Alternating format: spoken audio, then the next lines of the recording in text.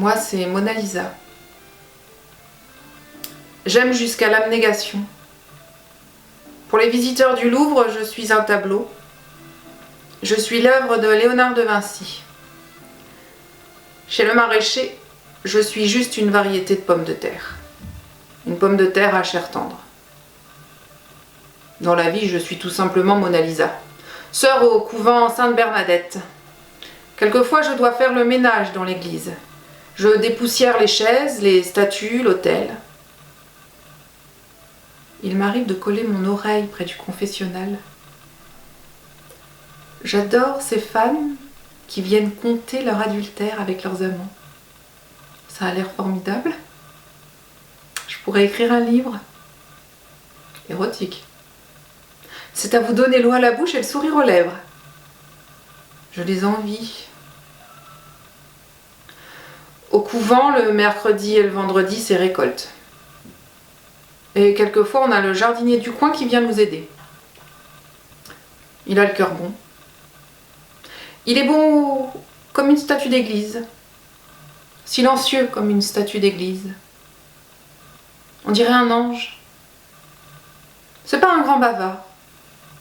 Il a des mains toutes craquelées, comme les statues. Sa peau, elle fait des sillons, dans lesquels vient se nicher la terre. Ça lui fait comme des traits d'usure. Comme les statues d'église. Il prend la poussière. La poussière de notre mère la terre. Il travaille durement pour l'entretenir, notre mère la terre. Ça se voit. Il est tout en muscles, il n'est pas épais, mais tout musclé. Et l'été, il est tout bronzé, avant tout le monde. Il est beau. Moi, quand je passe devant lui avec ma brouette remplie de légumes, je le regarde. J'irais bien le dépoussiérer avec mes petites mains comme ça. Je passerai mes doigts dans ses cheveux. Quelquefois, j'imagine qu'il m'embrasse. Comme ça, au milieu des légumes. Vous imaginez, moi sur le dos, lui au-dessus. Bon, doit y avoir des légumes plus confortables que d'autres, genre la salade, ou une laitue, ou une feuille de chêne géante, énorme, comme un lit de 2 mètres sur 2 mètres dans lequel on se vautrerait, on s'embrasserait, on se caresserait aussi doucement que... les statues d'église. On tenterait de passer nos mains aussi sous nos vêtements comme 2 adolescents. Oui, on se roulerait sur une salade qu'on récolte en été. Comme la pomme de terre Mona Lisa. 2 légumes qu'on accommoderait bien dans un saladier. Tout mélangé comme ça, la salade, nous 2. Il fait bon l'été. C'est un temps à roucouler.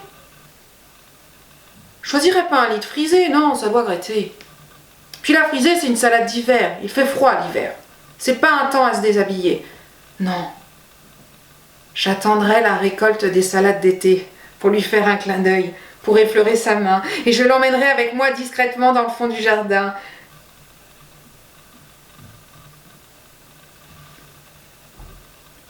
Il ne se passera rien. Comme d'habitude, je rentrerai avec ma brouette. Je rangerai mes petits légumes. Chacun à sa place dans cette cave, posés sur des étagères comme autant de lits superposés dans un pensionnat. J'en prends soin de mes légumes, comme des enfants que je n'ai pas. Ils sont sages, ces enfants-là. Ce sont les miens. Ils sont silencieux, comme moi et le jardinier. À 18 ans, je suis tombée amoureuse. Je me suis donnée, c'était bon. Il était beau, comme le jardinier. Papa avait décidé que je serais religieuse. Tradition familiale. Il faut toujours un religieux dans une famille aisée. Je suis pourtant tombée enceinte. Je me suis dit, papa va peut-être changer d'avis, on va nous marier. Papa m'a emmené me faire avorter illégalement et m'a déposée au couvent. Vous saviez que la Mona Lisa de Léonard de Vinci avait perdu une fille? Camélia.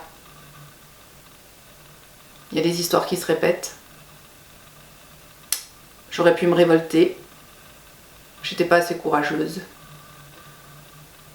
Devant papa, personne ne bronchait. Par papa, maman, personne n'a eu vent de cette histoire. Depuis, quand j'ai la permission de sortie pour les repas de famille, on se demande pourquoi je ne parle pas. Pourquoi j'affiche continuellement le regard et le sourire de Mona Lisa.